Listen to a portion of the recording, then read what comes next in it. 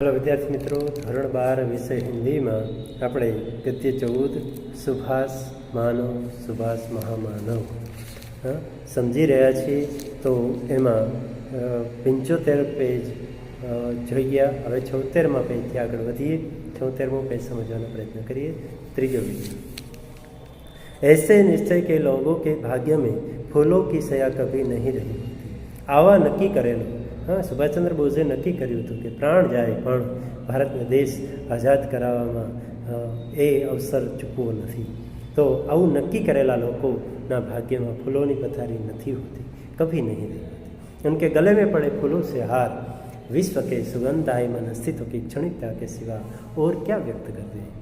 आवा लोकोना गळामां पड़ेला जे फूलोना हार छे ए विश्वने सुगंधित हयाती, विश्वनी सुगंधित हयातीनी क्षणिकता सिवाय बीजું શું હોય છે, શું વ્યક્ત કરે છે। तुमने अपनी दृढ़ता को कभी भी अवसरवादिता की गंदी चादर से नहीं ढांका। तमे क्यारेय पण मजबूताईपूर्वक जे अवसरने स्वीकारी लीधुं अथवा तो जे कंई जीत है कोईनी जीते आपणे स्वीकारी लेवी एवी मेली चादर ढांकवानो प्रयत्न क्यारे कर्यो नथी। मजबूताई मेली चादरथी ढांकवानो। बड़े तुम्हारी पूजा के पात्र थे अने जे वंदनीय होता ए बधा तुम्हारा पूजाना पात्र हता, वंदनीय था। तुम्हारा पथ भंग करने के हकदार नहीं, तुम्हारा पथ ने भंग करवानो, तुम्हारा मार्ग ने रोकवाना हकदार नहोता। तरुण तुम्हारी सेना के सिपाही थे, युवानों ए तुम्हारी सेना सिपाहीओ होता, सैनिक होता। माता पर कुर्बान करने की हवन सामग्री तुम्हारे प्यार, दुलार, रोमांस और चुंबन में से कुर्बानी के यज्ञ धूप की सुगंध आती थी और सिर उतारने के रक्त बिंदु उनमें से चूकते थे। माता पर कुर्बान करने की हवन सामग्री, माँ पर कुर्बान थवानी जे हवन सामग्री एटले प्यार, दुलार, रोमांस, चुंबन, वहाल, लाड, प्यार। हाँ, ए कुर्बानी यज्ञ धूप की सुगंध आती थी। ए कुर्बानी ने अंदर हवन सामग्री, यज्ञ धूप यानी हवन सामग्री, हवन करवा माटेनी सामग्री सुगंध आती थी और सिर उतारने के रक्त, हाँ, अने सिर उतारवानो लोही न टीपाओ बिंदु उनमें से चूरते थे। ये लोही टपकतुं हतुं। पुलिस का कितना पहरा था। कलकत्ते में उस समय स्कॉटलैंड यार्ड के शिक्षा प्राप्त कितने पुलिस खिलाड़ी तुम्हारे दाएं बाएं तुम पर निगरानी करते हुए। पुलिस का कितना पुलिसनो पण केटलो पहेरो हतो। कलकत्ते में उस समय स्कॉटलैंड यार्ड, हाँ, कलकत्तानी अंदर स्कॉटलैंड यार्ड के शिक्षा प्राप्त कितने पुलिस खिलाड़ी, हाँ, शिक्षा प्राप्त करेला केटला पुलिस खिलाड़ीओ तुम्हारी डाबी जमणी बाजुए नजर रखता था, निगरानी करते हुए। फिर तुम बीमार, पछी तमे बीमार पड़ा, तुम्हें दाढ़ी उग गई, तुम्हारी दाढ़ी उगी गई थी और एकाएक तुम गायब, अने तमे एकाएक गायब थई गया था। हिटलर का तुम्हें भारत का प्रथम वायसरॉय बनाना। हिटलर ने तमने भारतનો प्रथम वायसरॉय बनावा माटे महीनों कोई खबर न पाकर भारतीयों को तुम्हारी मृत्यु की दुशंका और एक दिन तुम्हारा सेगाव रेडियो पर भारतीयों से बोलना। महीनाओं सुधी कोईने खबर पण न पड़ी, भारतीय को तुम्हारी मृत्यु की दुशंका अने भारतीय लोगों ने तुम्हारी मौतनी बुरी शंका, दुशंका, खराब शंका और एक दिन तुम्हारा सेगाव रेडियो अने एक दिवसे तमारू सेगाव रेडियो थी भारतीय लोगों ने उद्बोधन करो, एना माटे बोलवुं। और वह आज़ाद हिंद सेना अने ए आज़ाद हिंद सेना वह युद्ध वह तैयारी माना युग के महान और मरण मांगते तूफान के हाथों तुमने अपने आप को हंसते हंसते सौंप दिया। ये आज़ाद हिंद सेना ये युद्धनी तैयारी मानो, ये मानी लियो कि युद्ध ने महान मरण मांगता तूफान अंदर ये तूफान के हाथों तुमने अपने आप तमे हमने पोताने हंसता हंसता सौंपी दीधा।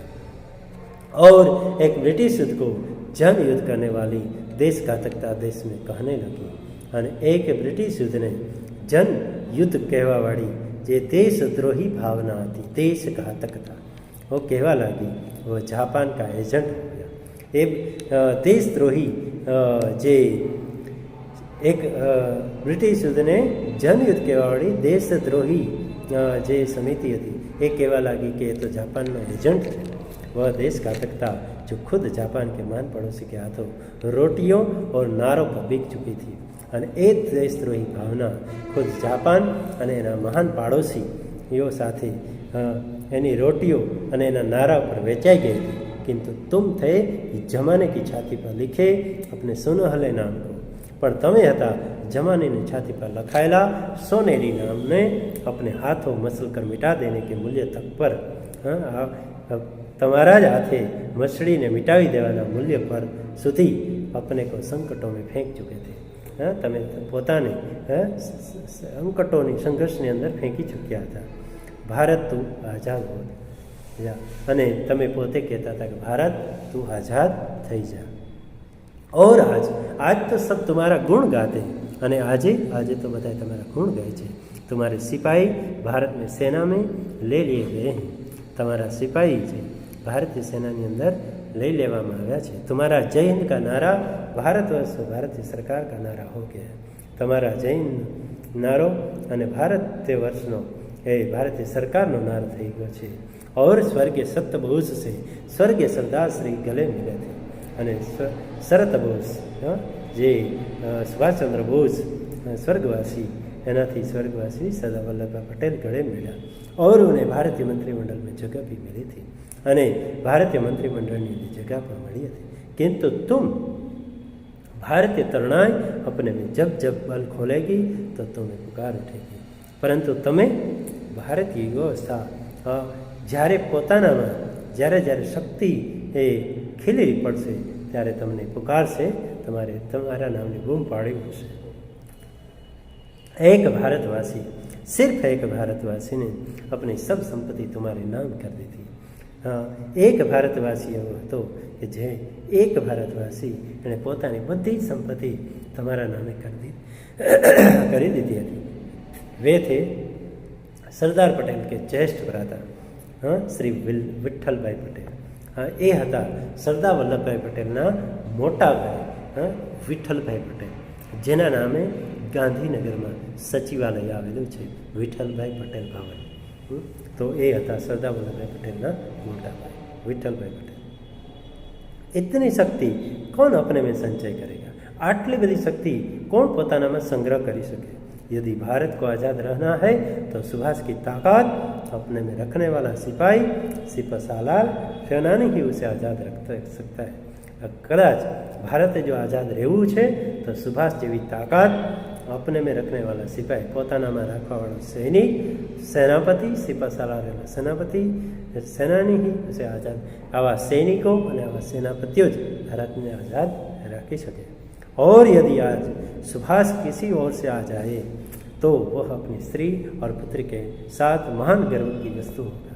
અને આજે કદાચ એ સુભાષ કોઈ બાજુથી આવી જાય, કિસી ઓર से કોઈ તરફથી આવી જાય તો એની પત્ની, સ્ત્રી અને પુત્રી અને દીકરીને માટે મહાન ગર્વની વસ્તુ હશે, किंतु वह पूजा पाएगा અને એ પૂજવાને લાયક બનશે।